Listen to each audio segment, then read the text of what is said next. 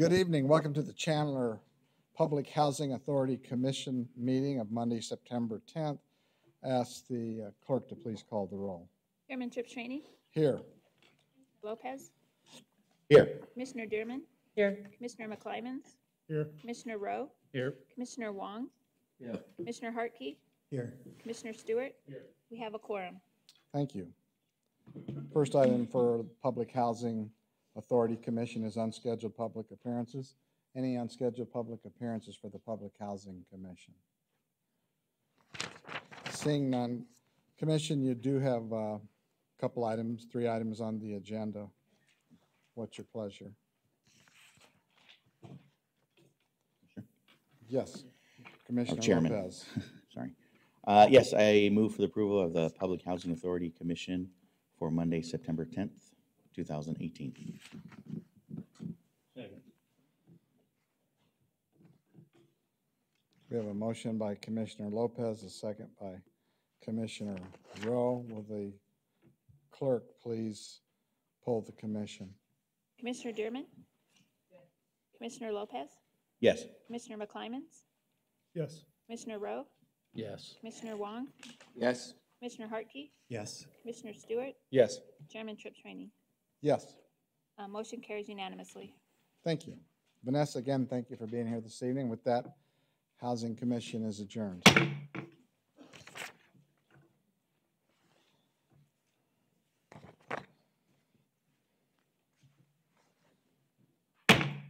Good evening. Welcome to the Chandler City Council study session of Monday, September 10, 2018. First item on the study session agenda is scheduled public appearances. If I could get Councilmember McClymans to join me out front of the dais.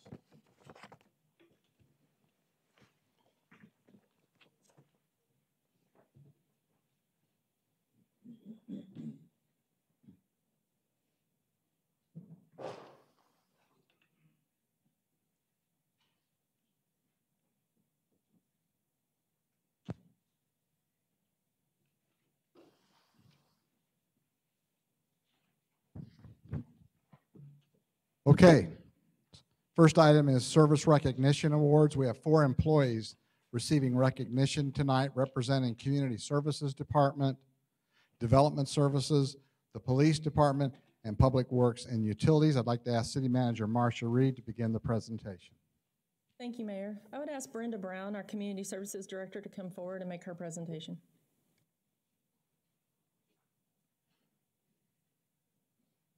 Good evening, Mayor and members of the Council. I'd like to invite Peter Perot to come forward and join you.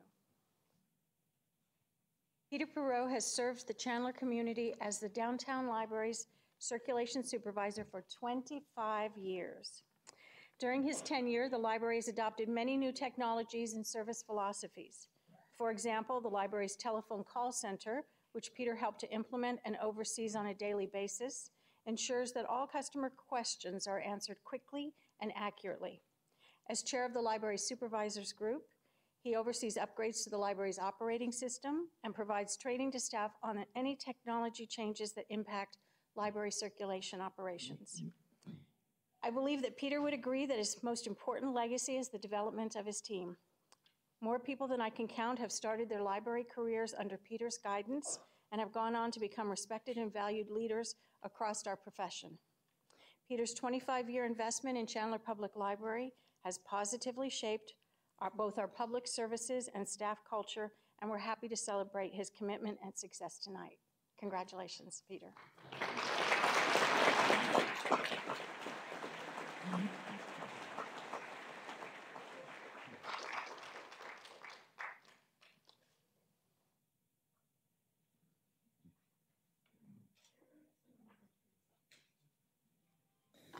I would ask Development Services Director Derek Horn to come forward and make his presentation. Thank you. Good evening, Mayor Tripp-Trainey, members of the City Council. I'd like to ask Bob Graffius to come forward, please. We'd like to recognize Robert Graffius II for his 15 years of service to the City of Chandler as building inspector. Bob is a second-generation building inspector following in his father's footsteps. His father was a well-known and respected East Valley building inspector and building official. Bob currently holds 25 International Code Council professional certifications, including building official. He serves on the Arizona Building Officials Code Development Committee and is pursuing his bachelor's degree in applied management. Bob is the inspector for downtown development. He approaches this often complex assignment by forging and maintaining positive relationships. He is able to provide excellent customer service while still upholding the quality expected in building inspections. Bob is a dedicated master of his craft and valued member of the building inspections team. We appreciate Bob's contributions and commitment to the city of Chandler and the community. Thank you, Bob.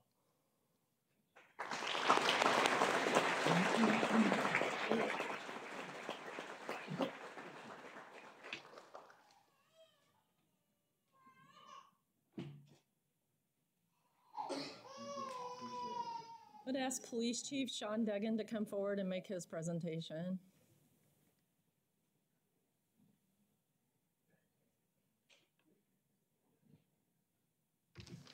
Good evening, Mayor, members of council. I would like to ask Officer Robin Atwood to come forward as we celebrate and recognize her 20 years of service with the city of Chandler.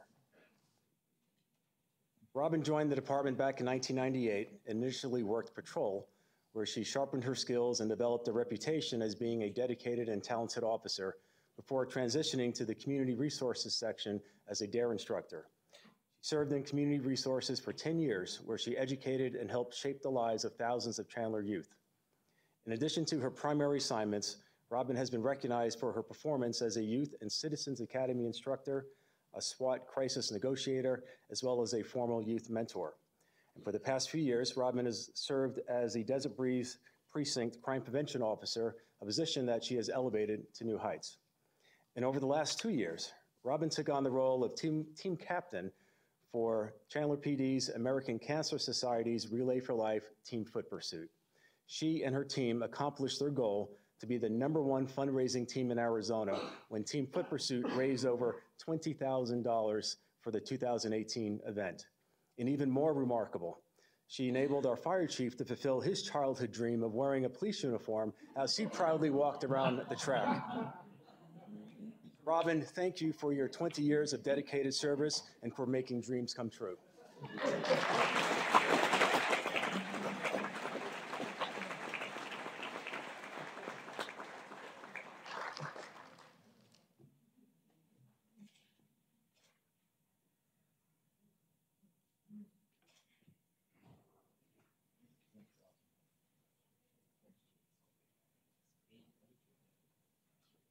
I would ask John Knudsen, our Public Works and Utilities Director, to come forward and make his presentation.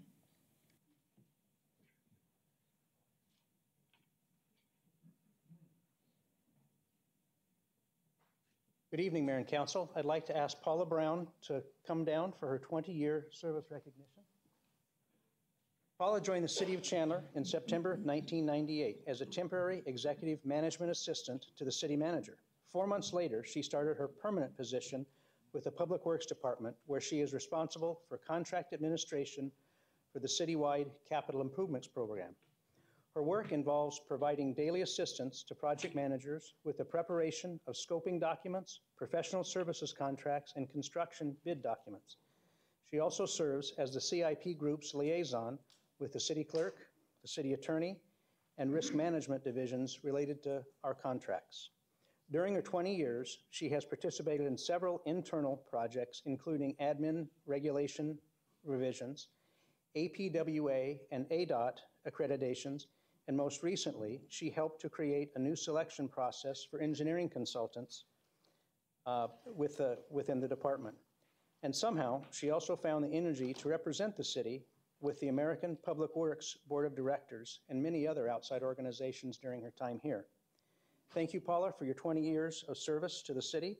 We look forward for your great work, and we'd like to see many, many more years. Thank you.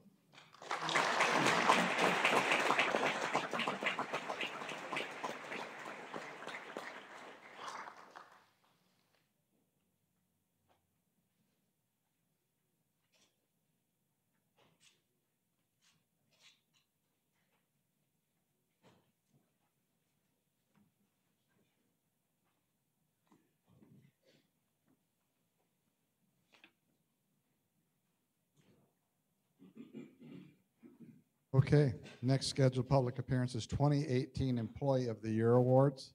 It's a great honor to honor our city employees for years of service. These next awards are just as special as these employees have been selected by their peers for outstanding service to the city that they serve. I'd like to ask City Manager to make the presentations. Thank you, Mayor. Mayor and Council, I couldn't be more proud of our Employee Advisory Committee. Over this past year, there's been a transition from Employee Council to the Employee Advisory Committee. And I would like to ask Xinsheng Tao, I know he's out there somewhere, to please stand. Nope, there he is. Anyway, Tao,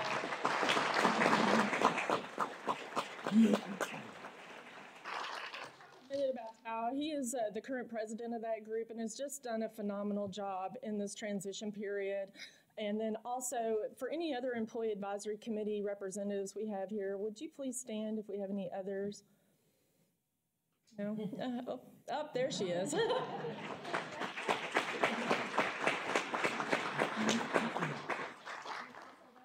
Aviva Baca, and she is the Employee of the Year Chair. So appreciate all the work. I think this is second or third time you've chaired this. It's been a couple of years, I think, at least. So really appreciate the work that they do.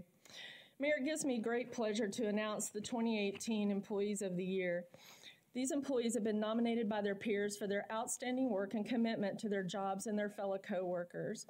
I will call up each one individually for a photo with the mayor and the council member, and please stay up front after your individual photo. We'd like to take a group photo at the end. First, we have the representative from Public Works and Utilities. This is Christian Garcia. Christian was not able to be here tonight, but I thought it appropriate to go ahead and read a small portion of his nomination. Christian is at the core of the operations of the airport water reclamation facility and has a strong work ethic along with the knowledge to think outside the box. He has mentored many young operators that have come through as interns and is always open about information because he believes in the sharing of knowledge. He has helped them understand and get a firm grasp because of the importance of the process pertaining to this field. This is my nomination, and I believe many people can attest of how great Chris is, and Chandler is lucky to have him. So that was part of his nomination. So even though he's not here, a round of applause.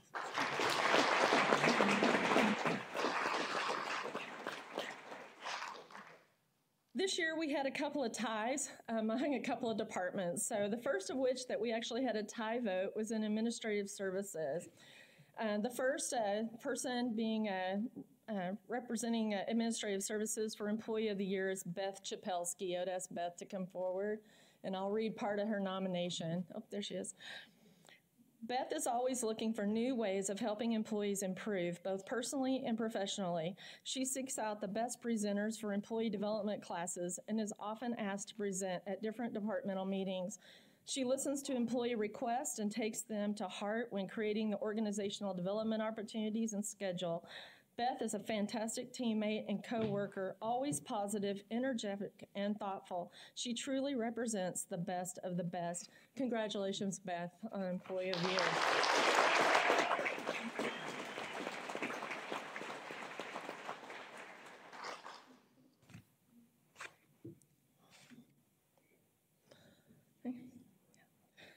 Also representing administrative services is Curtis Stevenson. Ask Curtis to come forward.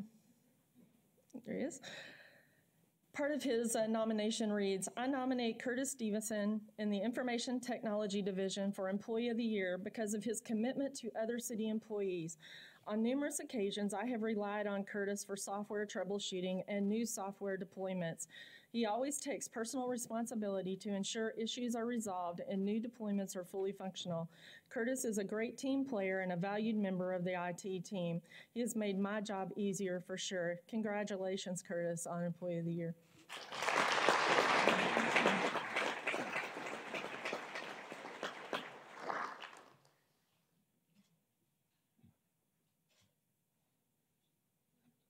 All right, so next we have the fire department where we also had a tie. So first from the fire department, Charles Griffith.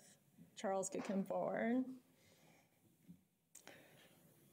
Captain Charles Griffith is actively involved in Chandler Fire Department's internal and external growth. He recently led 15 students through a rigorous paramedic training program. He is continually asked to take on more for the department, including the precept of medic students, training probationary firefighters, and he recently tested for battalion chief. Charles is an inspiration for others to follow and a true representative of a Chandler firefighter. Congratulations, Charles, on Employee of the Year.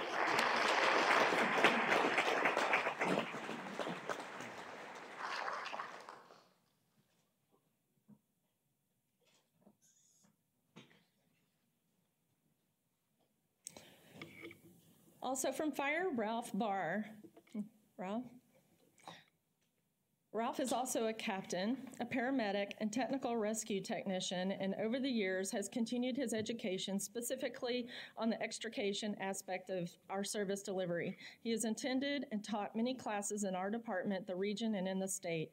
His opinion is highly regarded and has come in useful in the recent purchase of our new extrication equipment. He does all this work along with maintaining a highly professional atmosphere at the station while providing the best service to the community. Congratulations, Ralph, on Employee of the Year.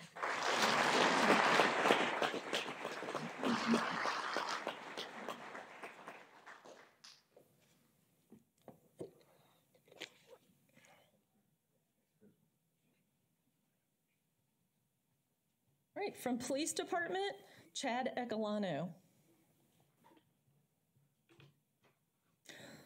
Sergeant Ecalano is assigned to the traffic section and serves as the DUI squad supervisor. The DUI squad has realized a significant increase in DUI arrest, while other agencies are seeing a reduction across the state. Statistics show that there are not more DUI drivers on the roadways. However, with a proactive, aggressive approach, Chandler has managed to take even more impaired drivers from the road. The credit for this production goes completely to Chad. Through his creativity, his diligence in procuring resources, and the steps he implemented to make his team more efficient. Congratulations, Sergeant Ecalano, for Employee of the Year.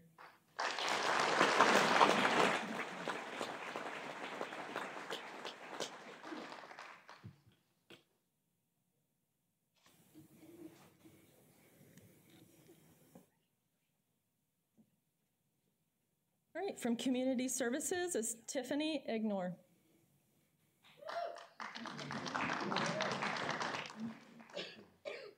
Hers reads, Tiffany is a true example of what it means to be a dedicated, hardworking, problem-solving City of Chandler employee. She shows up early and stays late, always going out of her way to help others with projects. She is the curator of education for the museum, but does more than just her job duties without being asked. She is not afraid to ask the tough questions and always speaks up. The new museum is being built, and she has been tasked with creating programs and more for all ages on and off the new site. Throughout this project, Tiffany has consistently completed and then taken on more tasks. Tiffany's customer service skills are above and beyond. Congratulations, Tiffany, on Employee of the Year.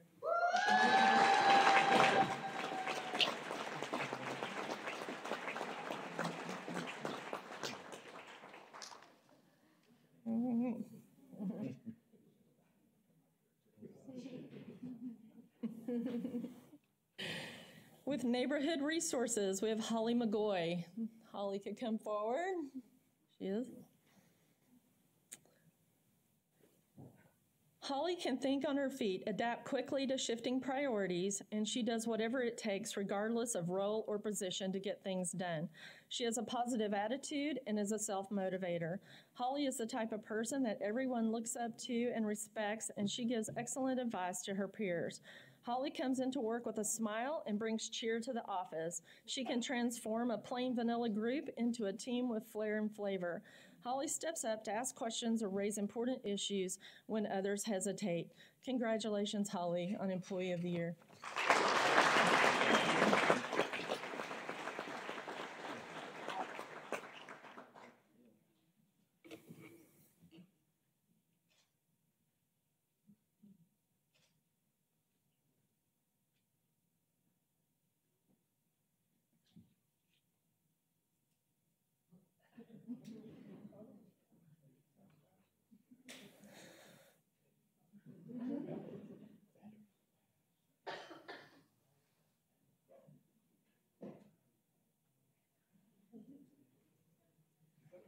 We're having technical difficulties. batteries.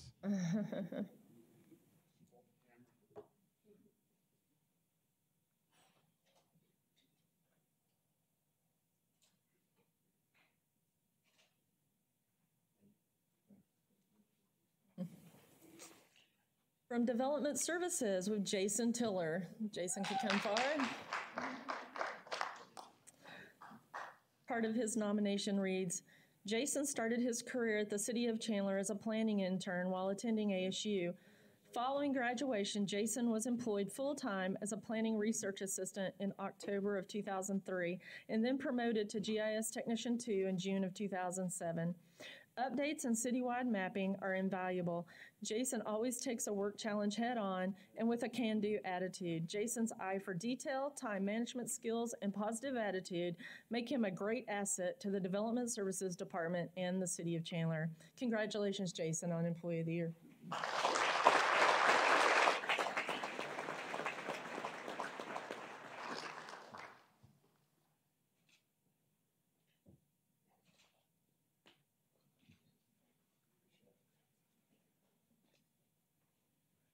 From Management Services, Jose Tapia.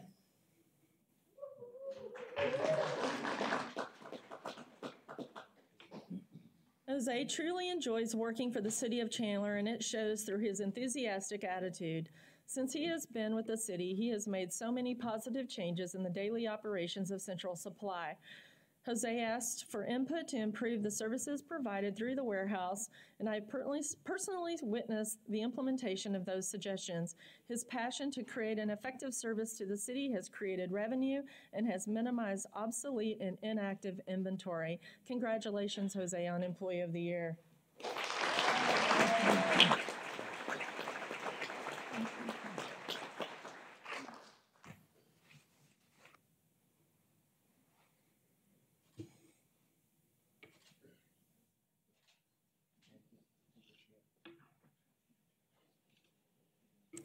And last but certainly not least, from General Government, we have Heather Figueroa.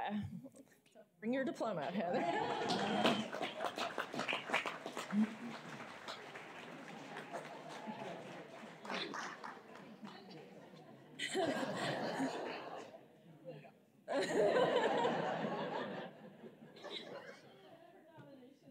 Heather has been a city employee for 25 years. Every day she walks in with a smile and a great attitude. No matter how busy she is, she makes a point to stop and answer a question, is very considerate of others, especially coworkers. She is very gracious and professional with council members, paying close attention to every detail of their schedules. She is punctual, professional, and simply a pleasure to see every day. Heather is a true attribute to the City of Chandler. Congratulations, Heather, on Employee of the Year.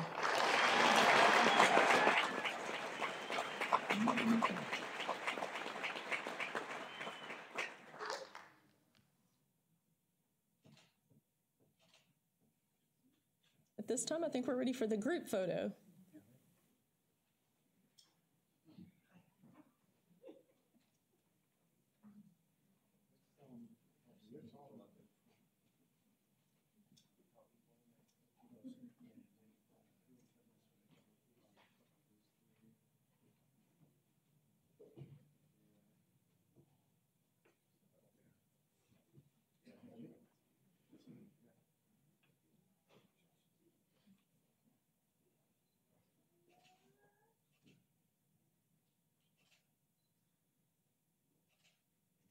Thank you.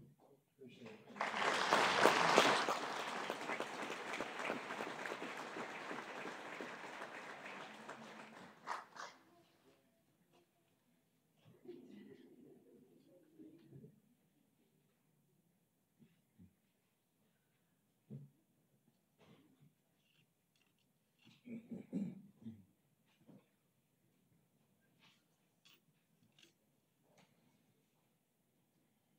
Okay, next scheduled public appearance is the 2017 CAFR Award.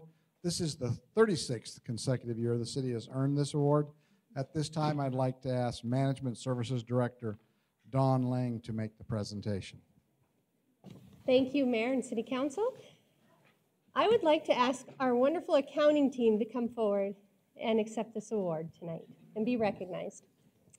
Unfortunately, our accounting manager, Penny Malia, could not be with us tonight, so we brought her in a framed photograph with us because she was critical to this award. So I'm happy to report that the City of Chandler has received the Certificate of Achievement for Excellence in Financial Reporting for our Comprehensive Annual Financial Report, or CAFR, for the 36th consecutive year. Established in 1946, the certificate program recognizes state and local governments whose annual financial reports conform to high standards established by the Government Accounting Standards Board and the Government Finance Officers Association. The CAFR has become the nationwide standard for local government financial reporting. This report requires about 4 months of intense work. This work marks the 5th year the city's received proficient in all graded categories due to our focus on improving and working towards a more meaningful presentation. This annual report ensures full disclosure of the city's finances in accordance with generally accepted accounting principles and is used by all 3 rating agencies to help in their assessment of the city's creditworthiness. Here to accept the award for the preparation of the FY 2016, that was a long time ago, 2016-17 CAFR is Penny Malia in spirit, our accounting manager and fearless leader there. We have Tracy and Sherry McGlade, our accounting supervisors, Joanne Chang, our senior accountant. Robert Steele could not be with us tonight, senior accountant. We have Tracy Nesbitt, our accounting specialist, with us, Bernita Goldtooth, Sherry Trinidad, and Cecilia Miller, our senior accounting specialist, and Robert Corrier, our financial services analyst. Our thanks and appreciation to our entire accounting team and our team members throughout the departments for their hard work and dedication to accurate financial reporting. Thank you, and a job well done.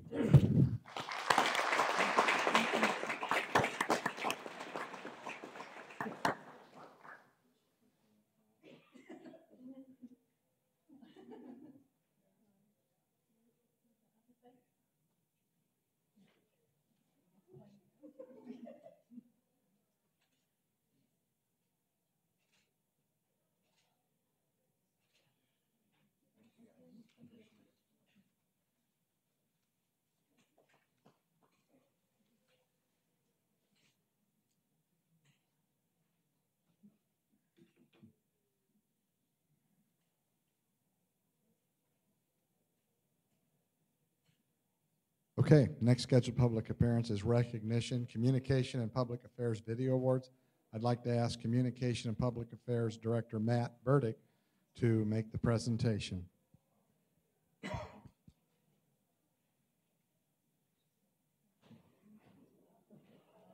Mayor, member of the council, we're actually bringing forward 2 awards for you tonight. This is for the State of the City video that was presented in February. Mayor, you may recall that this video is a completely animated video. Courtney took the lead in developing and producing that, gave us a history of historical moments in Chandler, people that have helped to shape our community, and want to congratulate Courtney on a job well done. We have 2 awards tonight. Both are national awards. One is the Silver Telly. That's an international competition, and the other is a Savvy Award, which is a first place award from the City and County Communications and Marketing Association. So, Mayor, this is the 2nd time that you've received a Telly Award for your State of the City. Previously, it was for the autonomous vehicle Reginald 2000 production that you recall. But congratulations again, Courtney, and to our video team for all the work that goes into producing the State of the City videos.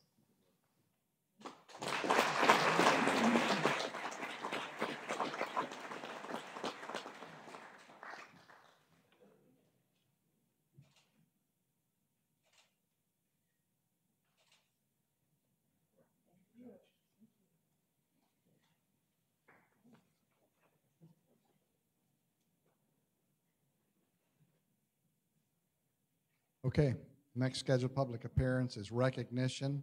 Winners of the Western Governors Association Celebrate the West Art Competition. Tonight we are recognizing the work of 2 young Chandler artists. I'd like to ask Jia Su, School of Art teacher Zing Su, to come up with her students and tell us more.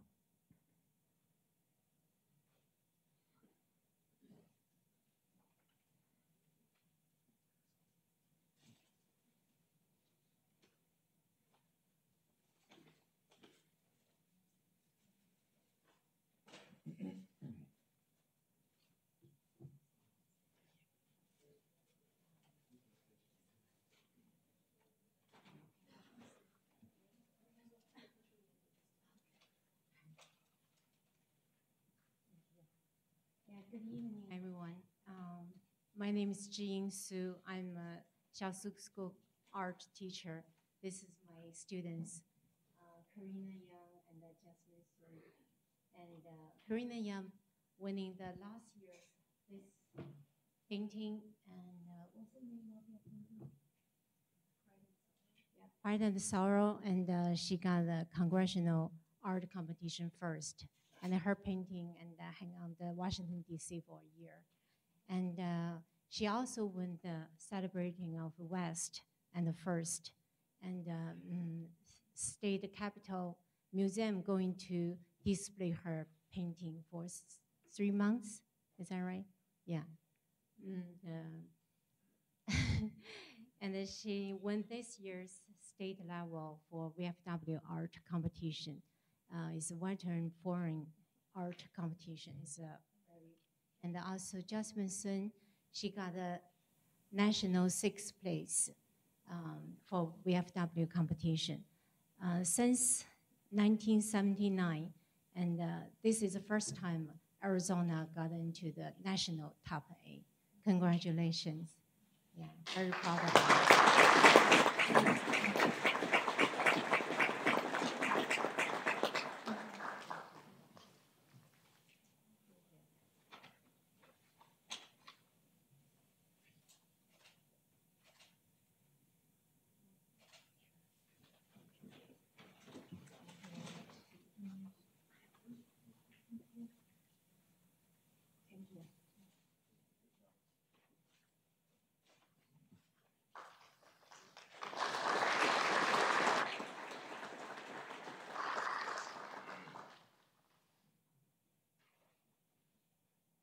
Next scheduled public appearance is a proclamation, Domestic Violence Awareness Month. I'd like to call up Tiffany Jones, Chair of the city's Domestic Violence Commission, as well as other commission members in attendance tonight.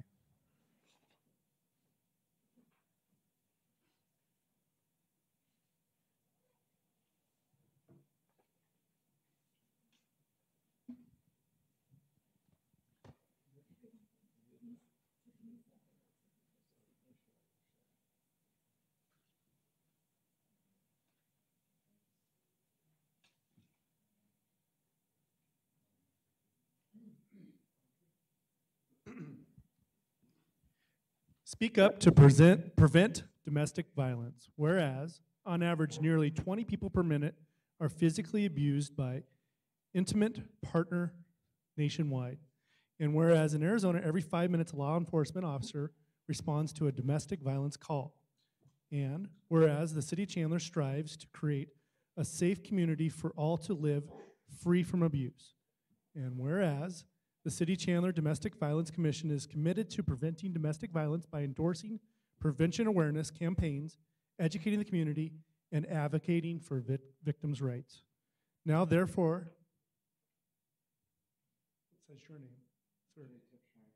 J. Tripsrini, Mayor of Chandler, do hereby proclaim the month of October 2018 as Domestic Violence Awareness Month. In Chandler, Arizona, I urge all citizens to actively participate in activities and programs to eliminate violence in our community. In witness thereof, I hereunto set my hand and cause the seal of the City of Chandler, Arizona to be affixed this 10th day of September 2018.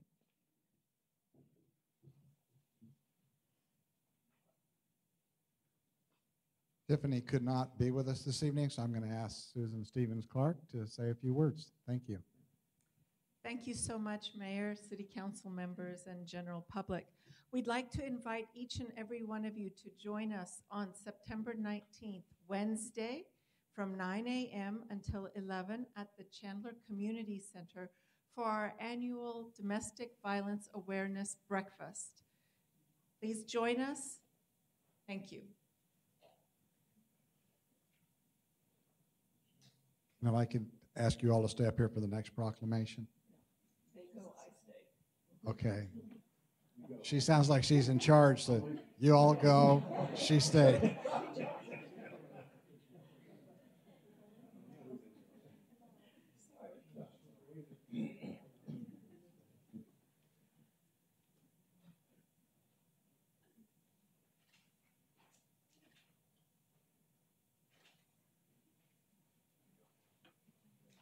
you. Thank you.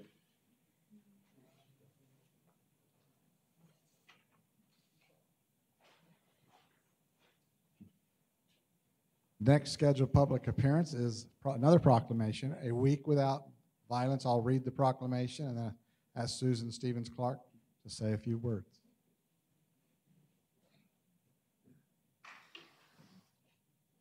Proclamation, whereas the Children's Benefit Foundation, a 501c3 organization, makes substantial contributions to the future of America's children by promising a cool choice of optimum lifestyle and a good get off of drugs, drinking, danger, and debt lifestyle. And whereas excellence in wellness and good health is dependent on a safe and healthy environment in home and community, and whereas the safety and well-being of everyone's lives are unnecessarily jeopardized by crime and violence in the form of gangs, spousal and child abuse, drug and alcohol abuse, vandalism, school shootings, and whereas it is our responsibility as residents of this state to support each other in advocating nonviolence and securing a future for our children and safe families, and whereas all citizens respectfully should view violence as one of our nation's biggest challenges and look for a solution to end the violence, and whereas the observance of A Week Without Violence will create awareness, educate, and strengthen the message that we can substantially promote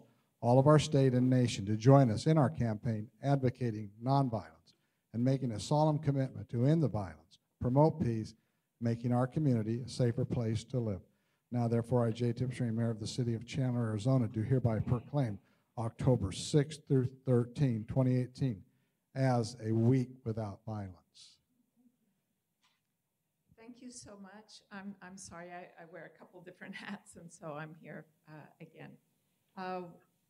The Week Without Violence culminates on September 6th with a awards ceremony at the Mesa Community College Performing Arts Center. It is a peace poster and poetry contest award ceremony in which the children all over the valley have been invited to draw or to write poetry in regards to their idea of a day without violence. We invite you all to come and attend and to see the winners of this program. It's absolutely amazing, the openness of our young people. Thank you.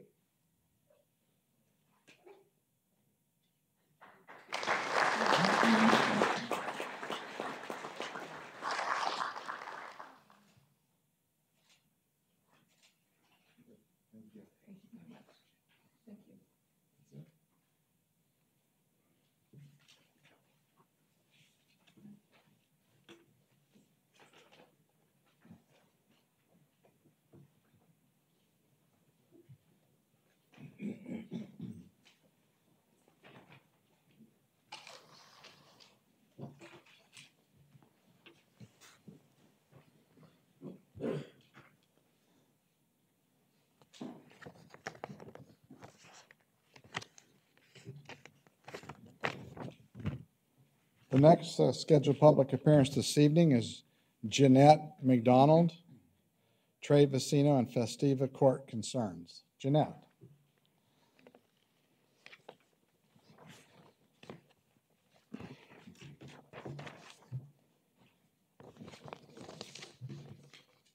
If we could get your name and address for the record. Okay.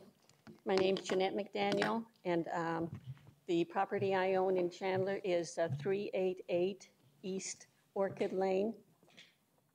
And I am here for the purpose of stating some concerns about Festiva Court and Trey Vecino problems that I see or concerns that I see. I am a concerned citizen of Chandler and Laveen, Arizona. As a resident of Laveen, I've served on the following boards and committees: the Laveen School Boards, Laveen Citizens for Responsible Development, the Laveen Planning Committee, and a subcommittee of the Phoenix City Council, the Laveen Village Planning Committee. In those capacities, my goal is to help ensure that Laveen was a nice place in which to reside. And so I've been on your side, and now I'm here, and it's very uncomfortable, but I'll do my best. June 15th of this year, my husband and I purchased a home in the Chandler neighborhood of Festiva Court. It seemed to be a good home with few repairs needed, a decent yard, nice neighborhood, and open areas. The home was purchased for our daughter, her 3 children, and 2 dogs to occupy. The plan was for her to rent to purchase the home for my husband and me. A big chunk of our retirement money was initially invested so the payments would be lower and for the sale to happen. We viewed the home on a Saturday and it seemed like a nice place for our daughter to live. After the initial decision to purchase, we separately drove by the house and through the neighborhood numerous times while waiting for the home to close.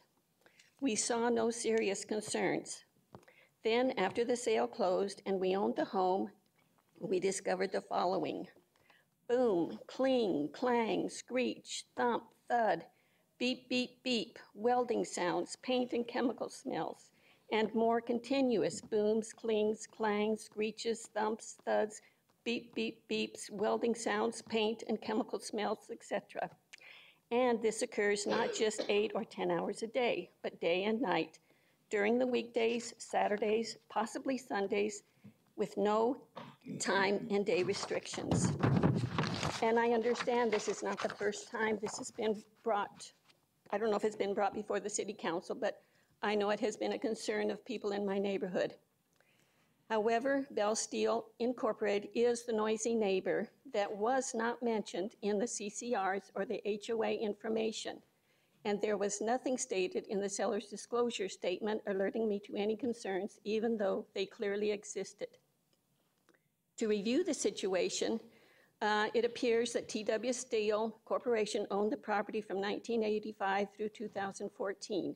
However, TW Steel did not use the property in the same capacity and to the same extent that Bell Steel planned on using it when they purchased the property for $4.5 million in November of 2014 and occupied it in February of 2015. Bell Steel is a huge company. They have supplied fabricated steel for some of the following projects: Maricopa County, Phoenix Sky Harbor Airport, Grand Canyon University, several different structures there, the Tesla Building, Casa Grande, Scottsdale Air Park, Chaparral Commerce Center, Phoenix Children's Hospital, ASU, Girl Scouts Camp, and many others. The future seems to be bright and busy for them. They have purchased newer and bigger equipment to do more work, and consequently, they will be making more noise. Bell Steel is a small business enterprise, SBE, which enables a company to easily secure contracts with the various cities within Maricopa County. This gives them a clear advantage in sales. Bell Steel Incorporated is within the correct zoning district. However, Festiva Court was an active subdivision before Bell Steel Incorporated moved in with its high volume, extremely noisy, and annoying 24/7 steel fabrication operations, possibly 24/7. It's not always, but it has the, it can do that. Our future is not so bright. The noise and ground activity from Bell Steel is unacceptable. Our daughter does not want to remain in the home any longer than necessary. Most of the time, it is not pleasant to be outdoors. Both the front and backyards are noisy. The surrounding streets, sidewalks, and open areas are unpleasantly noisy. The dogs bark and don't want to be outside because of the sounds. The mortar in much of the perimeter fences is failing, and I'm assuming it's due to the ground movement from the steel company. This is not a peaceful or pleasant environment in which to live and raise a family. The environmental issues are also causing concern regarding the value of the home we just purchased. We would not have bought the home had we known what we know now about the annoying and unpleasant sounds and activity from Bell Steel. We are currently in a mediation process regarding the price we paid for the house and what it is actually worth with this important environmental concern. Should we decide to sell or rent the house, we will have to disclose the noise and activity created by Bell Steel to any interested buyers or renters, even though the courtesy was not provided to us. This more than likely will result in a loss of value of the home and a loss of much of the retirement money we invested in the home. Another development, Tre Vicino, is being built just west of Festiva Court and right next to Belle Steel. The homeowners and apartment renters will have to be willing to accept all the sounds and activity created by Belle Steel. I am wondering if they will be forewarned of the activity and noise levels from Belle Steel. Will there be sufficient notification for them to know what they are getting into when they locate there? And I have a few questions, and I have a few solutions or possible solutions. Belle Steel happened after Festiva Court was established as a community of homeowners and taxpayers. Why were the Festiva Court homeowners not protected from what has happened since Belle Steel moved to their current location? And can you answer these questions, or do I just need to mention them and then look for answers later? Why don't you go through all your questions, then if I can get them answered tonight by staff, I will. Otherwise, we'll get back to you. Okay, all right. Go through all those. Okay. So that's the first question. The second one is, why is there nothing mentioned in the CCNRs that alerts home buyers of this very important fact that seriously affects the quality of life of Festiva Court residents? And I did read through the CCNRs, and I did not see anything. And that was before I signed the papers. And I did not see anything that warned me of the noise and the activity from Belle Steel.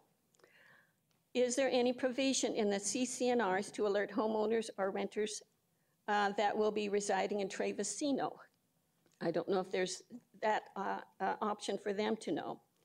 Also, fourth question is there anything planned to abate the sound and ground activity generated by Belle Steel that affects the surrounding neighborhoods, including the future neighborhood of Tre Vicino? Fifth question, Belle Steel is presumably making a good profit on their product sales, and the city of Chandler is presumably benefiting by a large tax income. What do the residents of Festiva Court receive to compensate for their tolerance of Belle Steel? And the sixth question is, anyway, I'd like to know if any of you live in Festiva Court or near Belle Steel. Should I go on with my suggestions now, or should I wait for answers to those questions at all? City Manager, I know you guys have met with the lady up there. Would you like to meet with her and address those questions, or do you want to address them this evening? Certainly some of those I think could be addressed this evening, or we would be most happy to sit down with her and go through all of her questions and her suggestions to see if there's something that could be done in that. It'd be up to council. And let me tell you, I did talk with Kevin Mayo first, and he was very helpful, and he provided me a lot of information, but I still wanted to address the city council because it's just that important to me, and I believe it's important to my neighborhood and to the Tre Vicino residents that will be coming. My suggestions are, I have numerous ones, but one might be to devise or revise, I'm not sure what there is, good neighbor policies that address this particular situation from Belle Steel. Maybe they could do something to be a better neighbor to Festiva Court and Tre Vicino residents. Since the sound barriers that are currently in place are not effective, can we build the wall higher and soundproof it? I believe Belle Steel is capable of building something that will absorb the sounds rather than allowing them to spread to their neighbors. It should also be as pleasing to the eyes as possible, not a neighborhood eyesore. The Chandler City Council, I'm suggesting that the Chandler City Council establish a subcommittee to include community members that would be assigned the task of addressing community issues regarding Belle Steel. This may already be in place. I don't know. If it isn't, I think it might be a good idea. The Chandler City Council, I suggest that the Chandler City Council ensure that an addendum to the CCNRs is written and provided to all future homebuyers stating the noise remittance and other activity generated by Belle Steel. This will assist with the notification process when sellers do not disclose this as they should to the buyers. Plainly, on my papers, there was no disclosure of this, and I am in mediation with them right now. So, and I do have a, how good does this pick up? Where is the microphone? Right And here? I'm going to have to, Pardon? let us work with what you've given us. I'm going to have to move on tonight. Okay, all What I right. would like, though, city managers, maybe, because some of the stuff she's talking about, I know will have some legal implications about coming in after the fact and doing disclosures on deeds or CC&Rs, which I don't know if that's within our jurisdiction versus homeowner association. But in any event, if I could have somebody from manager's office and law meet with Ms. McDaniel, we'll address your concerns to the best of our ability. Okay. And thank you. All right, and I want to thank you all for taking the time to listen to me tonight and for serving on the committee here on the council. I know there's a little history with Bell Steel. I know 3, 4, 5 years ago we were dealing with that. So you guys have some knowledge on that. So Right. thank you. Thank you. We'll get with her. We had some speaker.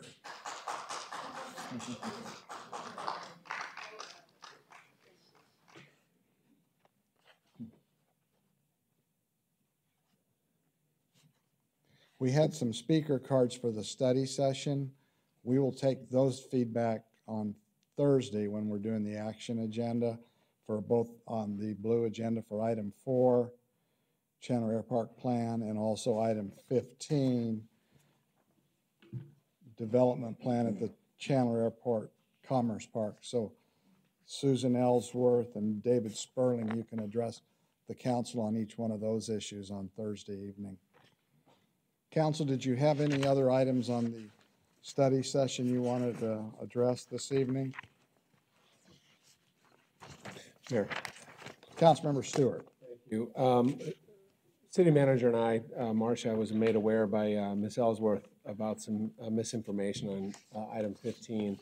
And there was some discussion about possibly moving that out so we can notify the neighbors appropriately. I think it was just a typo where we made the mistake there. Is that a possibility? Or is that something we can look into before Thursday? Yeah, it is. We will get with her before Thursday. Definitely, the staff will. Now that we're aware of this, and then, as the mayor pointed out, if they wish to speak on Thursday, they can certainly do that. But we'll get with them prior to that. Thank you. Mm-hmm. Good. With that, study session is adjourned. Good evening. Welcome to the Chandler City Council meeting of Monday, September 10, 2018. I'd like to ask the clerk to please call the roll. Bishop Trainee, Here. Vice Mayor Lopez, Here. Here. Councilmember Rowe, Here. Councilmember Wong, Here. Councilmember Hartke, Here. Councilmember Stewart, Here. The is Pastor Steve Salvage here this evening? Pastor, thank you. The invocation this evening will be led by Pastor Steve Salvage, Chandler Faith Assembly of God. The Pledge of Allegiance will be led by Councilmember Jeremy McClymans. Pastor, thank you. Mr. Mayor, council members, thank you very much for this. Let's pray. Lord, we come before you tonight, and we thank you first and foremost for who you are.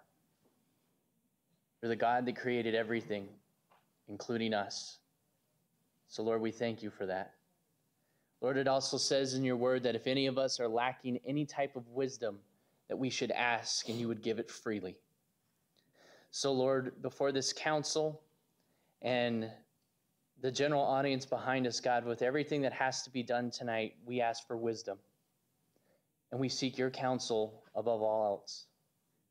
And God, we know that in these times where it just seems like people are out to divide and do whatever they can to disrupt what city councils are doing, what state government, everything is going on. Lord, I ask that tonight Chandler would be an example of what unity really is. Lord, that we would remember what it means to serve unto the least of these, and that we would constantly seek out not the ways that divide us, but even though that there might be differences, we can build off of them and we can become something better. Because like it says in your word, Lord, we are better together. You didn't create us to be alone. You created us as one human race, and we are in this together. Lord, we thank you for who you are and everything that you're going to do, not just from this night, but every night forward. In your name we pray. Amen. Amen. Pledge allegiance to the flag of the United States of America and to the republic for which it stands, one nation, under God, indivisible, with liberty and justice for all. Thank you, Pastor. Thank you, council member.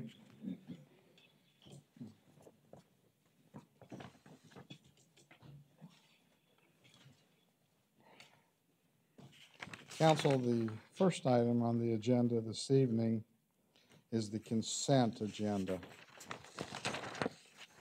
What would your pleasure be on that? I make a motion that we, you stared at me. Oh, I was staring at Mark, sorry. Pass the consent agenda of tonight's meeting. I'll second. Mayor. Motion by Councilmember Hartke, a second by Councilmember Lopez. Discussion, Councilmember Stewart. I'll be abstaining from number 3. Okay. Any others? Council, please vote the consent agenda.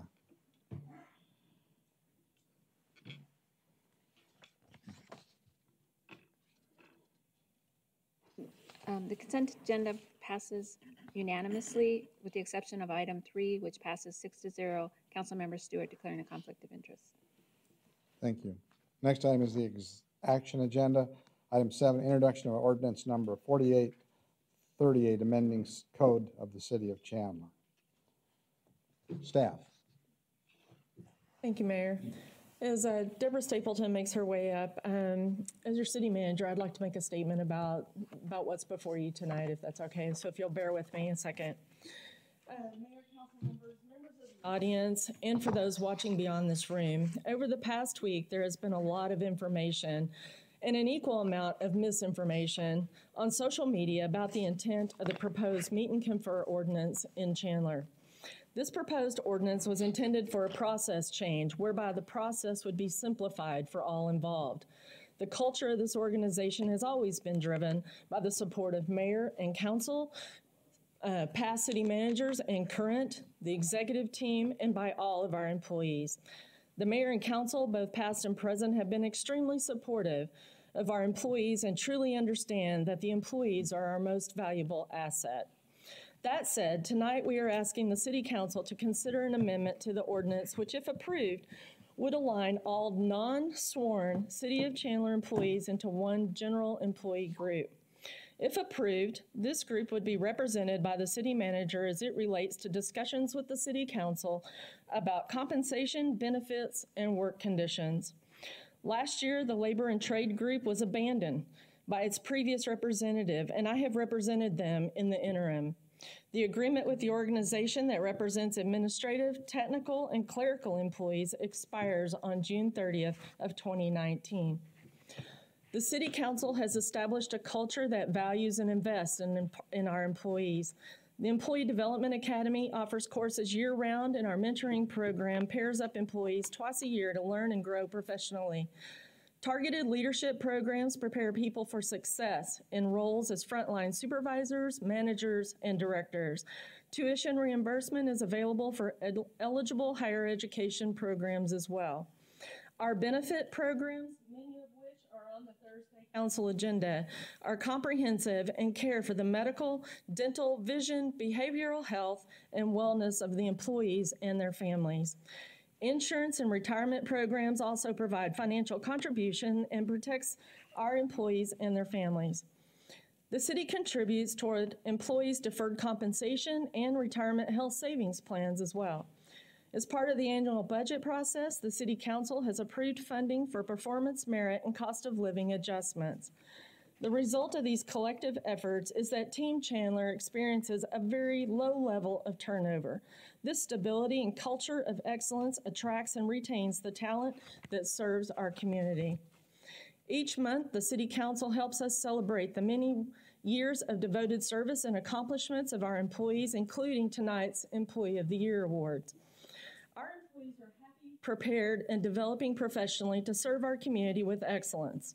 Our community benefits from having employees who are committed, service-oriented, and innovative. If this amendment is approved, employees who have been previously represented by Labor and Trade Group and the Administrative, Technical, and Clerical Group would experience an increase in gross earnings and deferred compensation contribution from the city. I think that's worth repeating. They would experience an increase in those gross earnings and deferred compensation contributions. On average, the labor and trade professions would earn a 1.5% merit increase in gross earnings. Administrative, Technical, and Clerical Group would earn an average merit increase of 1.7%. Both groups would receive an average increase of more than 30% in city deferred compensation contributions. In addition to the amendment under consideration tonight, we are meeting with leaders of 3 police and fire employee groups to gather their input on a new ordinance to continue using the meet and confer process for sworn personnel. As I mentioned, this new meet and confer ordinance would change only the collaboration process with sworn employees. No changes in current agreements for wages, hours, benefits, and other areas of compensation would be affected, nor were they contemplated. We anticipate bringing this new meet and confer ordinance to the City Council next month for consideration. And Mayor Deb is available for questions. Thank you. Is she still going to make a presentation? Or is... No, she's okay. for questions. Council questions? Yeah. Councilmember Lopez. So again, thank you, City Manager, for that explanation, because that was one of the questions and concerns that a lot of us had was, what does this affect day one? So if this were to pass, how does that affect our employees' benefits and paycheck on day one of the implementation of this? To the Mayor, Vice Mayor, when the labor group was no longer represented, we did a resolution to maintain those benefits for a period of time. With the labor group and ACE, if this was to pass, if that's no longer going to be the case, we have the opportunity to collapse those salary schedules and those benefits into the general population. We could be prepared by July 1st to do that, depending on the city manager's direction and also depending upon budget. But the goal is to bring everybody back to the general benefits, the general population. One of the things that we will also be looking at should this pass, which I think is important, is that a lot of the things that are in the agreement that are in today are compensation and benefits that are very specific to this group, and as we talked about, we would roll those in. There are some provisions that are specific that aren't included in our current policies. For example, one is whether or not an individual has the authority to be able to select whether they're going to get overtime or compensation time. One big one is a requirement for a supervisor to give 30 days notice should the schedule be changed.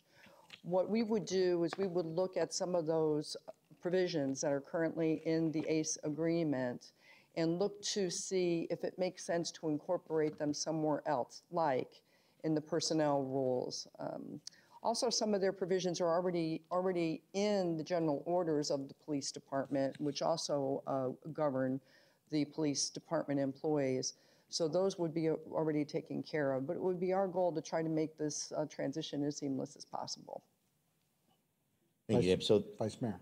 So that does go back to kind of a follow-on question, was not just the pay. I mean, day one paycheck will be possibly better, but those agreements within the MOU that have been already discussed, as you decided that needed to be captured, we will try to roll those in to our standard policies to ensure, again, possible representation, escalations for grievances, or any of that activity that employee may still have.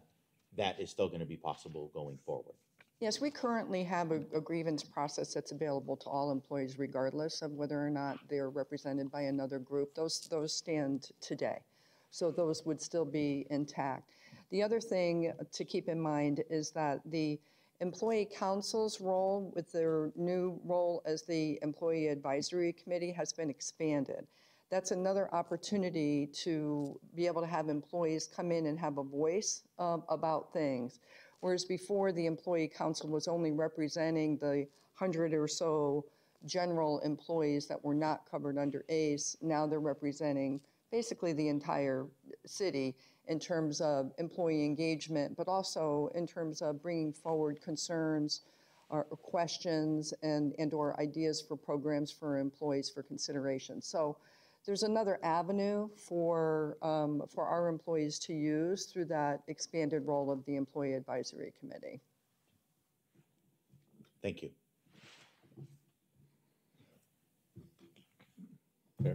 Councilmember Stewart. Thank you.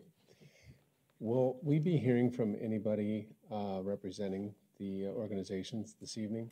We will. Okay. Can I have my, can I ask my questions after? Sure. Thank you. Mayor. Councilmember Wong. A question. In our current procedure, we have meet and confer procedure, and we, the council and the employee group, are forbidden to communicate for a certain period of time. So if this pass, does that mean this forbidden will be lifted? That means if they choose, they can always have communication with the council or with the manager, anything. Yeah. Through the Mayor, Councilmember Wong. The prohibition that you're discussing and that you're referring to has to do with the meet and confer process as part and parcel to negotiations, when we're negotiations. So if this passes, this particular group will not enter into that meet and confer process. And so, yes, in theory, they will have liberty to contact you just like any other public citizen or any other employee can. Thank you. Okay, Deb, we'll get back to you. I have a couple speakers to address the council tonight. We'll set the clock for 3 minutes. It'll, at 2:30, it'll go yellow. First speaker, and we have you repeat your name and address when you get up there. Faith Rizzolo.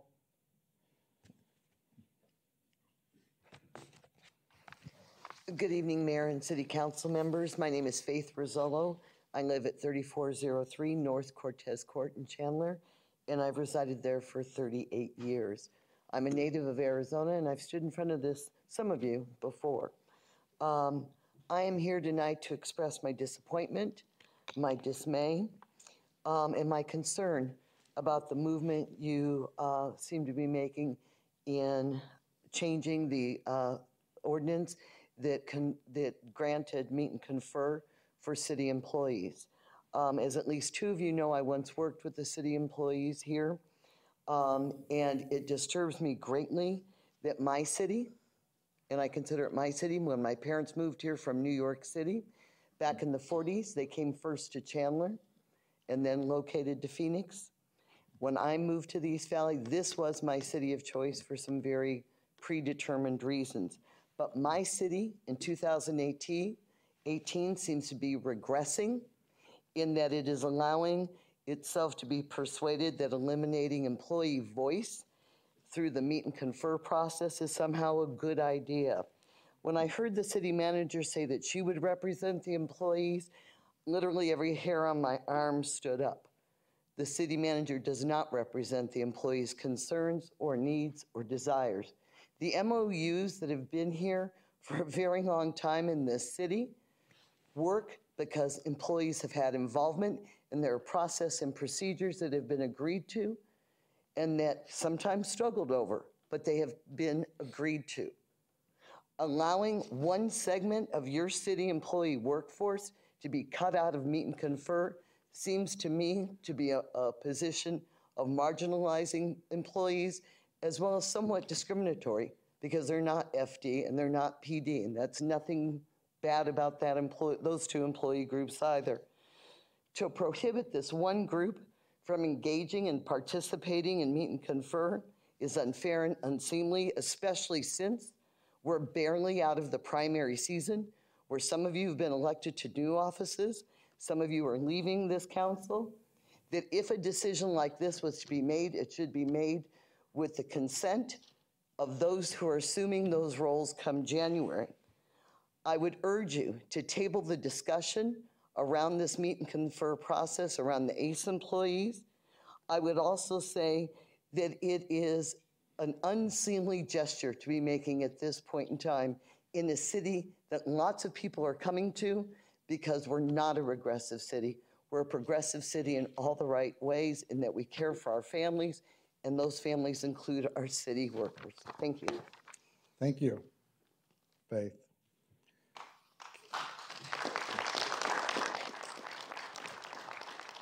Catherine Roper. If we could get your name and address for the record. Hi, my name is Catherine Roper, and I live at 22490 East Tierra Grande in Queen Creek, Arizona. Mayor and City Council, I'm here today as the president of ACE. I've been an employee of Chandler for 20 years. We were notified less than 2 weeks ago that the council and the city wanted to dissolve ACE. When we were notified, for some odd reason, I do not know why, but our city managers and our supervisors of the city knew before we did. I feel that is unjust, that we should have been at least told in advance before other departments were told. Not only that, but by dissolving ACE, you are taking away the right for our employees to have a voice.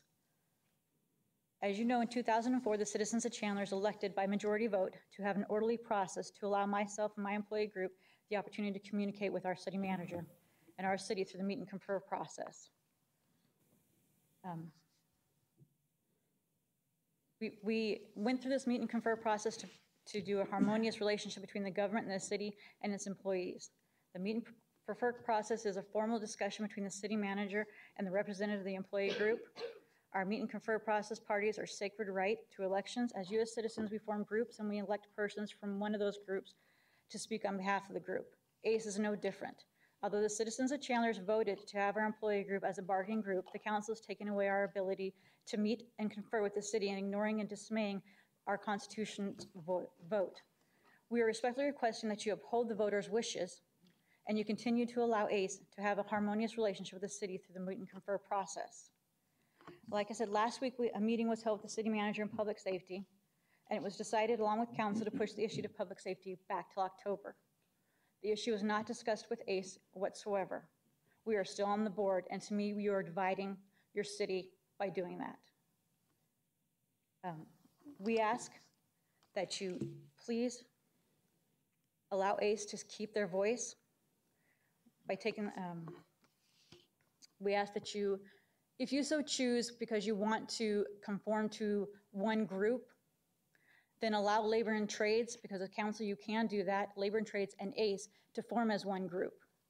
But according to you, some issues you want to streamline the process, well, that's fine, but you're not streamlining the process when it comes to the public safety sector. There's still 3 groups on that section, whereas there's 3 groups on the other section as well. As ACE president, I don't think I'm asking a lot when I ask you to vote no and allow ACE to continue. If the thing you want to do is combine, then that's fine.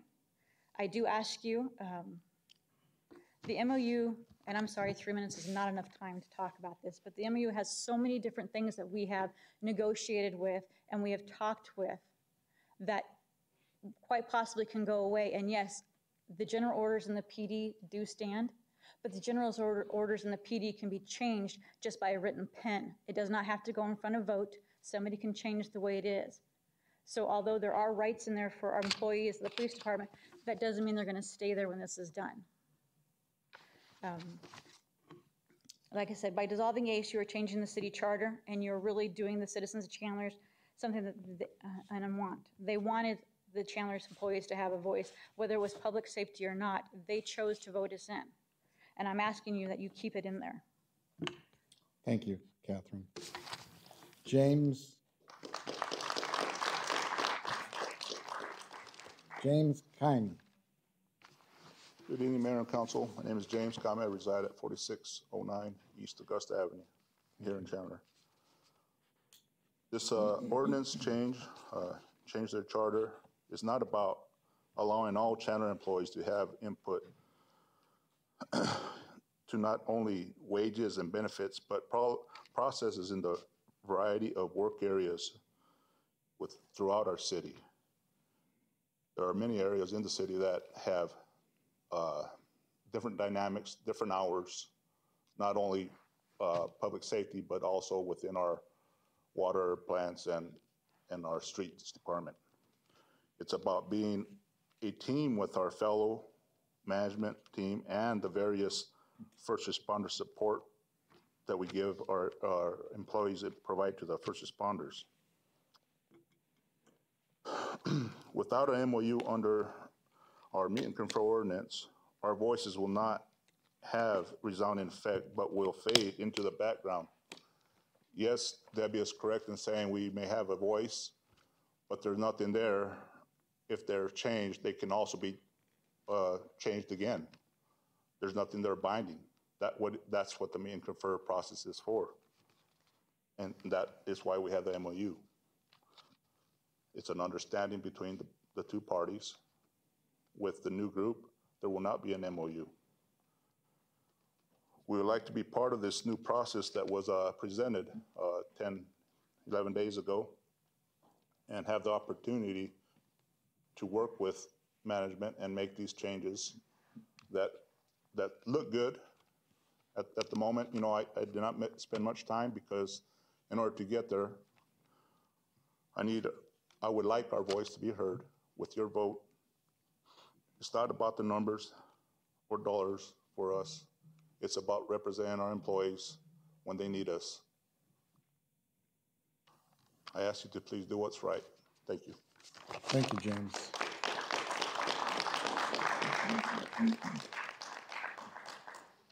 Sandra Armillo. Please get your name and address for the record. My name is Sandra Jaramillo. I live at 2271 East Bellarive Place here in Chandler.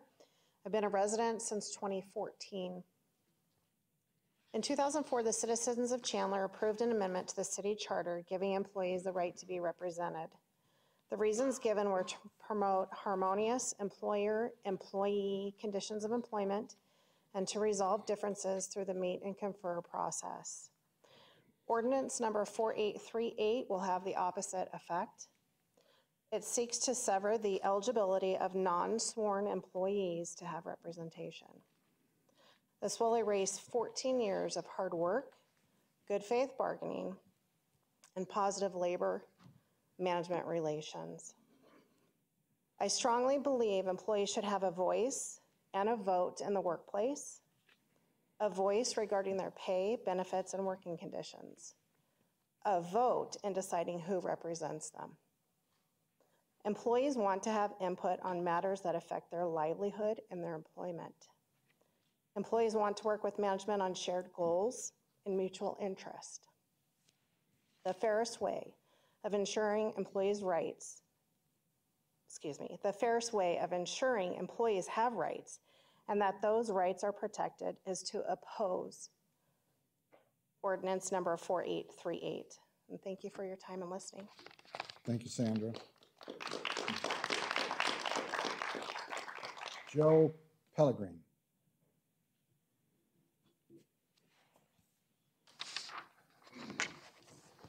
Mayor and Council, my name is Joe Pellegrin. I live at 582 East Gemini Place in Chandler, Arizona. I'm here this evening to ask that we consider tabling the meet and confer till at least next month. We've had an opportunity, ACE has had an opportunity to meet with several of the council members and the city manager. And one thing's become clear to me anyway, that things seem to be confusing for both sides. We would like to, I would propose that we combine labor and trade, since the council has that ability, adjust the pay scales and to align this pay scales and leave the term through the next negotiating term upon the whether we achieve results or not at the end of the next term. Once we come to a consensus with ourselves and the council, if everything doesn't work out, we would be up for dissolving ACE at that time. I thank you for your consideration. Thank you, Joe.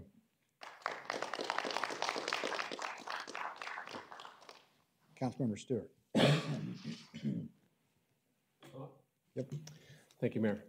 So, Marcia, we had talked at length about this, and so I think I mentioned to you that I'd be asking you why this is good for the community, and keeping in mind that providing a high level of service, which I commend you and everybody on your staff for keeping turnover low, because that's expensive. Retraining people is bad for the taxpayer's dime. But we talked about why this was going to be good for the community. And I think it's important to make the distinction that we are talking about two separate issues here. We're talking about sworn essential services, that are police and fire, and we're talking about staff that helps keep the lights on and does the important work that we don't see every day, especially when James and I were talking about people that have to go under the ground to fix sewage and things like that we don't see every day. But that said, I'm really intrigued, and I want to know why this is a benefit to the taxpayer, and especially since we have a low turnover. Like, what's broken, I guess, is my question. Yeah. Thank you. Yeah. Through the mayor, Councilmember Stewart, I appreciate your question. There's been a lot of discussion at the staff level in terms of what is the value and what value is being provided. And some of that goes to externally, some does not. If you look truly on the surface, externally, we're talking about more dollars to our employees. That's more money coming into the city that could be used for something else. So anyway, I'm going to ask Deborah Stapleton to come up and kind of give you a little bit of the history of the whys on the internal side of this. Mm-hmm. Mayor and Council, just a little bit of history that was touched upon by some of the speakers, but just to sort of put it in perspective, since some of you were not here. In 2004, when we embarked on the Meet and Confer ordinance, we had SEIU, and at that time, SEIU represented both labor and trades and the administrative, technical, and clerical group. In 2013, there was a decertification effort, and the administrative, technical, and clerical group was being represented exclusively by ACE. So we had SEIU for labor and trades, and we had ACE for the admin clerical. And then, as Marcia indicated, as the city manager indicated, in 16-17, SEIU abandoned labor and trades. At that time, under our Meet and Confer ordinance, had ACE wanted to be a group to represent that group, there was a process in which they could have called for an election with a certain amounts, 30% of signatures. That was not done at that time. So come 17-18, we're still in the same position that the labor and trades have no representation. When it comes to ACE, we have a little bit of a different situation. ACE covers administrative, clerical, and technical people, about 343 employees. But there are also administrative, technical, and clerical people that reside in the city that are considered to be confidential employees and or non-exempt supervisors. And that's about 109 employees. These jobs are very like. So it's not uncommon for an ACE employee to be next to a general employee, yet they're receiving different benefits. In some cases, the processes are different, and it creates a fracture, if you will, of the employee group. Some of the reasons why, when we talk about the whys internally, really has to do with the fact that ACE has not been very active. ACE is primarily with the police department employees. That's where a majority of their members reside, and that's where their focus is.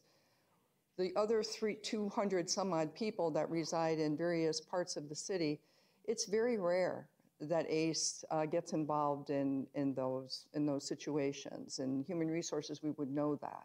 So they've been very inactive in the last couple of years, and I don't know for certain, but I believe their dues-paying membership is shrinking. I don't know that for certain. So when you look at some of the issues that have to do with the general employees versus the ACE employees, and the fact that we are so close, the benefits are different, but we're close. A lot of the provisions in the ACE contract, as I stated earlier, are either covered under our personnel rules or they're covered under the general orders, and that's where those things should reside. So when we're talking about consolidating this group, the benefits are really to become back to one team Chandler, unite the employees, and the opportunity to do that is now, really. And with staff taking a look at the benefits and the positive impact that it's going to have to ACE members by, consolidating labor and trades and ACE into the general structure, levelizing all of those benefits and pay, and then looking at the provisions that we can bring forward to incorporate in the personnel rule, we just feel that that's going to be an ultimate, it's going to be a benefit. I totally understand ACE's point. They've been very good to work with.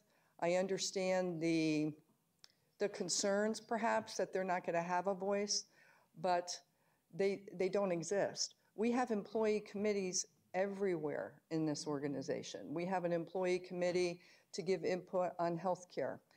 We solicit employees' feedback on plan design changes, on cost-saving measures for the healthcare. We have a safety committee where employees bring safety concerns forward. We have a wellness committee that has employees in it. We have many, many vehicles for employees to have a voice in some very important key things in the city of Chandler. That's been our culture. And then, as I indicated earlier, can some of those things be changed? Well, yeah, they can, but not through a lot of vetting and not through a lot of input through those employee committees, through the city manager's office, through the employee advisory committee. There's just so many vehicles for employees to provide feedback and continue to have a voice. And our culture has never rejected that. So again, those are just some of the benefits, if you will, some of the advantages, some of the whys, perhaps, that I would just ask council to consider as we move forward in your decision with this ordinance. Mayor. City Manager. Yes, I would just like to add to Deborah's statement about the employee committees. As council may recall, a couple months ago, you all approved a change to the ordinance going from employee council to employee advisory committee that truly memorialized a lot of those committees that Deborah is talking about. So just as a reminder that those have actually been memorialized by the city council. So it's going to be truly a vetting process for those to go away. Thank you.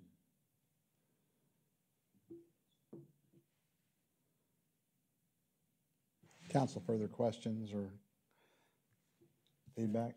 Councilmember Rowe. Thank you, Mayor. Questions a little bit about ACE. The ACE, how many people do they say that they represent? There's about 343 employees that are covered in the positions that ACE represents. And do we know how many people they really represent? No, we don't. I mean, the city doesn't have access to that data, but I will tell you that we in Human Resources deal with, for example, disciplinary issues that may affect people in their covered group, and we rarely hear from ACE on any of that. So they're not well known outside of the police department. And as I said, they have not been very active in the last year or two. Do you know if the city manager or yourself or HR has had communications about disappointments in their lack of representation of the people that they represent? No, that's really not our role. Our role is not really to reach over When an issue comes to human resources, we deal with the employee and we deal with the supervisor if need be, or the other employee, and we don't reach over. It's really ACE's responsibility to be actively out there representing their employees and communicating the benefits of being a member and to be out there. We don't take a proactive role in that. And when did ACE first become aware that this was a real problem? I'm sorry, when did ACE become aware that this is a problem? That this was a problem, Yeah, meaning that they weren't, well, that the city felt that they weren't Right. being active? Right. I can't really answer that question. I think they should probably know more than me, because they haven't been involved in some key things that a normal active organization would be involved in.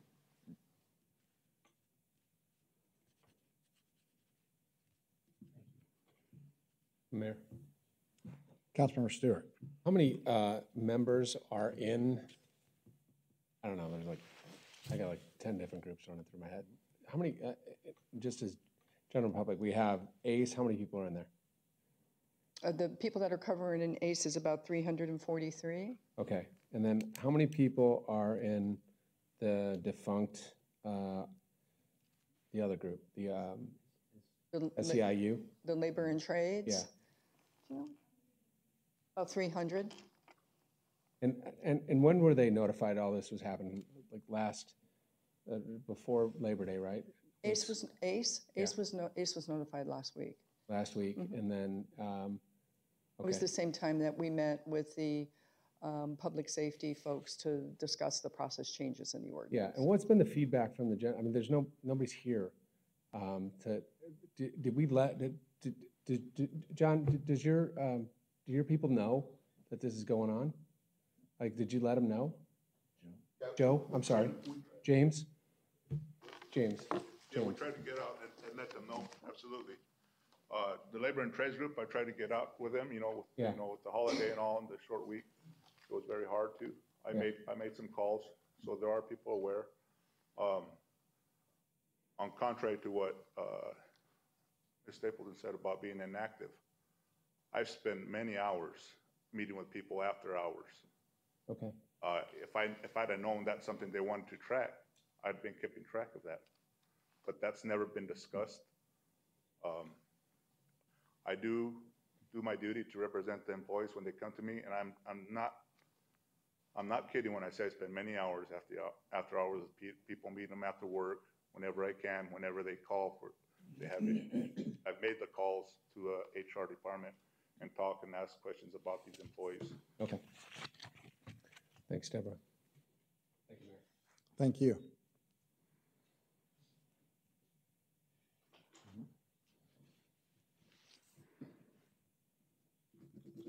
So one more question and then a statement. Vice Mayor. Thank you, Mayor. Deb, just last concern that Ms. Roper had mentioned. Again, just this thing, it's almost beating dead horse here, but I mean, with the evolution in the MAU, a lot of the ACE employees working with police, and there's a concern that they would fall under a supervisor being able to change the rules for a ex-ACE employee on how either grievances or other disciplinary changes could happen. I mean, my understanding is if there is a employee policy on how things are to be worked, that a outside or a police supervisor would not be able to change that ad hoc. Or am I incorrect? Mayor, Vice Mayor, I'm not sure I understand your question. Let me give it a try, and then we'll talk about that. So there's a couple of different things. The city already has a grievance procedure, which is available to all employees regardless of whether you're covered under something or not. So if you have a disciplinary action that you don't agree with, you have the opportunity to grieve it through the city's grievance policy. If you're disciplined, and the discipline is a deprivation sort of discipline, meaning suspension or termination, there's an appeal process, that due process for merit-covered employees, and all these employees are merit-covered. So none of that is going to change. There are some GOs over in the police department that apply to only police department employees. And I think what Kathy was saying is that there's some differences between what's in their current contract and then what's in the GOs. We would have to look at that. We'd have to decide, you know, what we're going to do in terms of best practice with that. But a majority of the other things are covered under city's current personnel rules, and those that are not, for example, I think the best one is the notification of a shift change. That's probably a really good practice. We should probably include that in the personnel rule. There's also a provision about posting jobs internally before you go externally. That's something we can look at, and we can incorporate that in a policy or procedure. So we would have to go through and take a look. Probably the representation. So for example, if an employee wants somebody to meet with them if they feel that there's going to be disciplinary in there, employees have a right under the meet and confer ordinance and as it's written today to have that. But I will tell you that very often, whenever an employee asks if someone else can be in the room, HR is going to advise the department to allow that to happen. Because there's, if they want a witness, it's not often that happens, but many times they want somebody there. And then, of course, from a human resources perspective, HR is available to facilitate solutions with employees, and that's all employees, regardless of whether they're managers, supervisors, or administrative, clerical. That's what we do. We do that on a daily basis. So I don't know if I answered your question. You did. Okay. Thank you.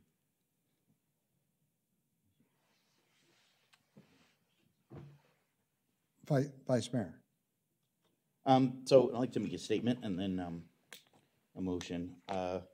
So I do appreciate all the employees, and as the city manager said, and I've said this a few times, is that we up here are not sitting in an ivory tower. We fully understand the duties the employees execute every day on the front lines, not just in public service, but under the streets and sewer lines, at the water plants. I mean, you all in our staff is what makes the city of Chandler the greatest city to live in. It's why we moved back here. It's why you work here. And we want to keep that relationship open. And it is a balancing act. There is a need that we have, and do we see a problem? From our perspective, it's maybe a possible lack of involvement from the trades and from ACE. But it's also an evolution that we're seeing within all of our government and even amongst Arizona. I come from a background in IT right now where, I mean, we have zero union representation, but yet we have very good IT companies. We still feel like we're getting listened to. So simply because if this were to pass, that representation may go away, there is still a great positive avenue for all employees, even as a group. Again, ACE doesn't necessarily dissolve. It just means that meet and confer avenue may be open or may be closed, but there are many other avenues that are open for that discussion.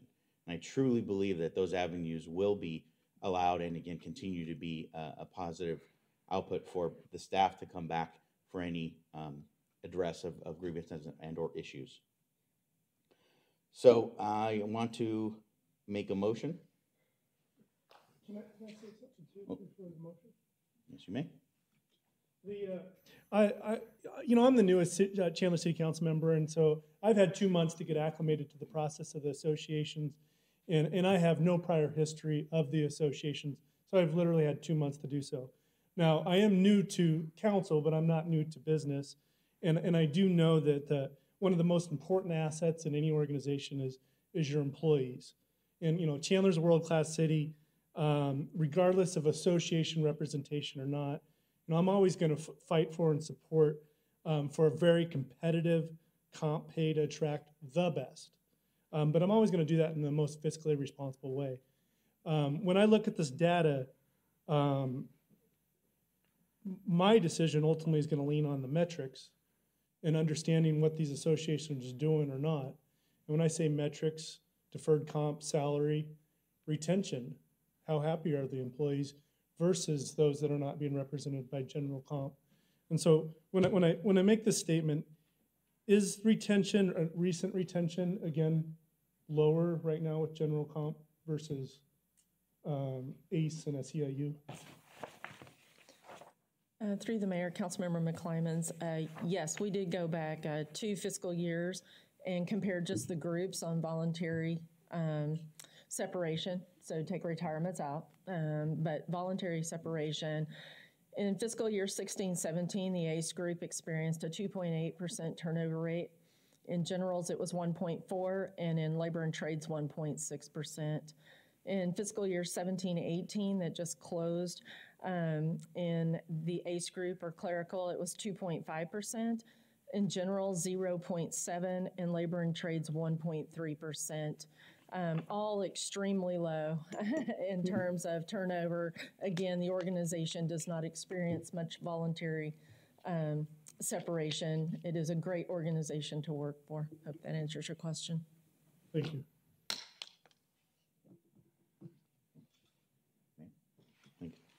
Continue.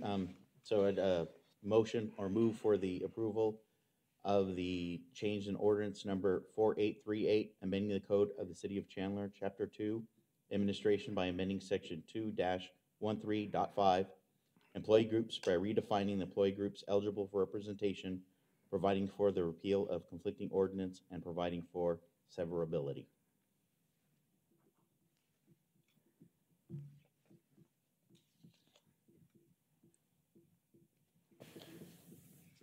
I'll make a second on that. We have a motion by Vice Mayor Lopez, a second by Councilmember Hartke. Further discussion from the council. Here. Councilmember Hartke. I do want to thank you for reaching out and the opportunity to talk the other day. And my policy is I'm always willing to grab a cup of coffee and talk. And if there's some things about this that you find egregious as this transition, if this transition occurs with this vote tonight, I'm more than willing to continue to meet and talk, depending on the vote tonight, either way. Thank you. Council, you have a motion and a second. Would you please? Mayor? Councilmember Rowe. I'm sorry. Thank you. A final statement here. I will tell you a vote to eliminate SEIU is an easy vote for me. They are not here, they are not represented, but they do have a lot of employees in this organization. So to dissolve that group or that organization or do that administrative change is easy. That would be an easy yes for me. Unfortunately for me, ACE is in this room. They have leadership in this room. They represent 343 people. They do charity work.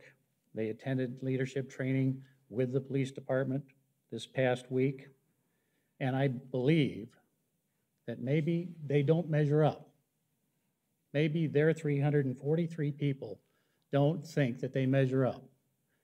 So I say, give them an opportunity to recertify or demonstrate, have those folks demonstrate through a vote that they are committed to ACE and let ACE continue. That's my point. I'll be voting against it.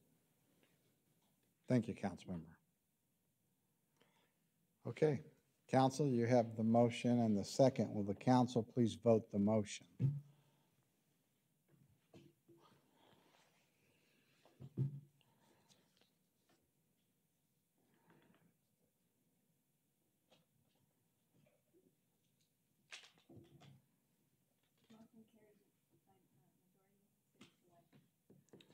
Thank you. Council, the next item on the agenda is a public hearing. Public hearing number 1, Chandler Consolidated Annual Performance and Evaluation Report for fiscal year 2017-2018. At this time, I'd like to open the public hearing and ask for staff presentation.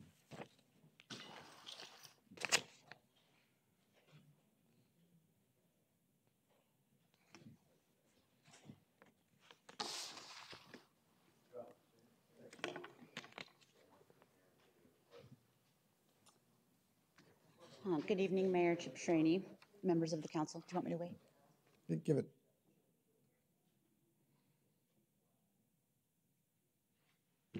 Good evening. I'm Ryan Balch, Community Resources Manager in the Neighborhood Resources Department, and I'm here tonight to give you a quick update on the results of our CAPER, or Consolidated Annual Evaluation, Performance and Evaluation Report.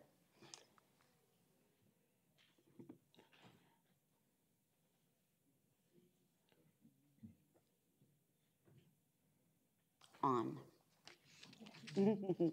Okay, so the CAPER is something that we turn into HUD every year to report on the federal dollars that we receive, most specifically the Community Development Block Grant Funds and the Home Investment Partnerships Funds that we use to promote housing stability and neighborhood revitalization in our community.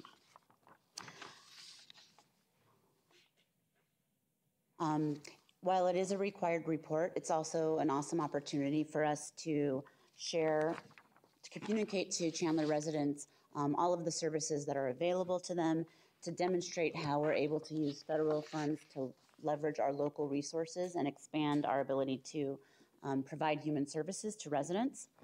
Gives us the opportunity to evaluate our progress towards our 5-year consolidated planning goals, which we committed to back in 2015. And most importantly, perhaps to share the successes that we're having in promoting housing stability and neighborhood revitalization. So I'm going to get right to some of our successes. In this past year, we've had the opportunity to assist 39 low and moderate income Chandler residents in staying in their homes. And we've done that through emergency home repairs and housing rehabilitation, which has literally allowed them to remain housed. We've also been able to rehouse 30 households, which contained 68 individuals in housing through our tenant-based rental assistance program, which is a rental subsidy. These households were literally homeless before we rehoused them and increased their housing stability. You might also be familiar with our family self-sufficiency program, also funded through these federal funds. The Family Self-Sufficiency Program allows families participating to save their income and put it away, and then put those dollars towards home ownership, which significantly increases stability in our community. 3 of our public housing residents were able to do this in this past year, and we have 49 additional residents that have savings accounts opened for the purchase of a future home. In the area of public services, we've had over 300 young first graders in our Family Self-Sufficiency Program. They live in public housing, participate in the Read to Succeed program, which helps us ensure that these young folks are able to read by 3rd grade, which we all know is so important right now. We've had over 150 individuals come to us seeking information about housing discrimination, meaning that they felt that perhaps they were being discriminated against in our market, and we're able to help them identify that and pursue additional action if necessary. And then almost 100 individuals, just with these federal funds alone, received emergency shelter or transitional housing. They were literally homeless before that. Even more, if you were to consider the local funds that we were able to leverage because of these federal funds. And then something, of course, we're very proud of here in Chandler. We were able to complete some wonderful capital projects this last year. We completed 2 improvements at parks that serve low and moderate income areas. One was Gazelle Meadows, and the other one was Navarette. We've also been able to improve some of our public housing infrastructure through the replacement of cabinets at 34 of our scattered sites. I think many of you were able to attend the grand opening of our new Public Housing Youth Center, which has been renovated with these dollars. And then we continue to do blight elimination in our low and moderate income neighborhoods through code enforcement. We do that year round. So I know that was very quick, but I want to get you out of here. This is Good just so far. You're doing good. This is just a quick timeline for you. No problem. We are at the end of our 15-day public comment period, which started on 8/29 and ends on Wednesday. The public can find our draft plan, our draft report on our website, and they can make comments tonight or submit them in writing or give us a holler. We'll even take them in person. And then we will be back to you on Thursday for requesting your approval of the final report. Council questions, comments, concerns? Thank you. Councilmember Hartke. Ryan, I'd like to thank the work that you and just our neighborhood services does in the areas related to homelessness and our public housing area. So thank you. I'm looking forward to continued great work now that you've joined Team Chandler. Likewise, thank you. Any others? Thank you. Discussion from the audience. With that, we'll close the public hearing. Council will do current events on Thursday evening. We do have a public hearing also on Thursday evening on an annexation. So with that, meeting adjourned.